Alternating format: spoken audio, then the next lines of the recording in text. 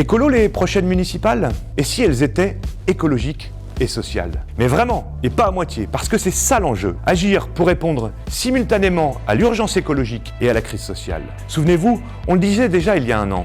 Il va falloir oser sortir des sentiers battus parce que la situation l'exige et qu'il n'y a pas d'issue favorable si on reproduit les mêmes méthodes. En réponse à la crise environnementale, sociale et démocratique, nous avons initié le 5 mars 2019 un nouveau projet de société, le Pacte du pouvoir de vivre. 66 propositions portées aujourd'hui par plus de 50 organisations qui montrent que fin du mois et fin du monde ne s'opposent pas, tout au contraire. Il n'y a pas d'un côté la crise du logement et ces 12 millions de personnes qui vivent dans des logements impossibles à chauffer l'hiver et à rafraîchir l'été, et de l'autre, celle du climat qui se dérègle. Il n'y a pas d'un côté la dépendance à la voiture pour aller travailler et de l'autre le problème de pollution de l'air et des émissions de gaz à effet de serre. Tout est lié.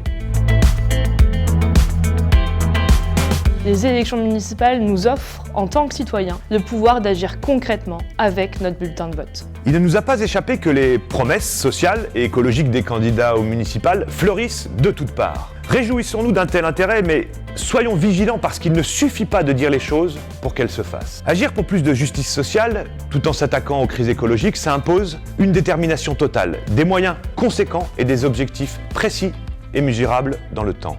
Alors comment faire ? Nous avons identifié 10 mesures. Si ces 10 mesures sont largement appliquées dans les communes dans les 6 années à venir, le pouvoir de vivre des citoyens peut concrètement s'améliorer. Diminuer les trajets en voiture individuelle en développant des alternatives actives et collectives. Lutter contre les pesticides en réduisant leur utilisation de 50%. Garantir des cantines bio locales et socialement responsables, avec l'objectif de servir 60% de produits bio et locaux et au moins 2 repas végétariens par semaine.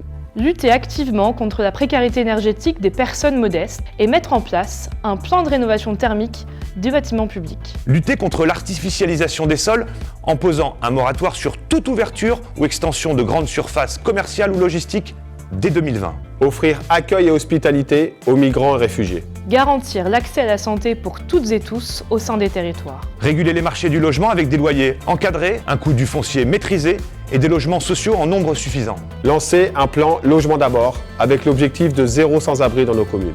Intégrer les citoyens aux décisions en allouant 10% du budget communal pour la démocratie participative.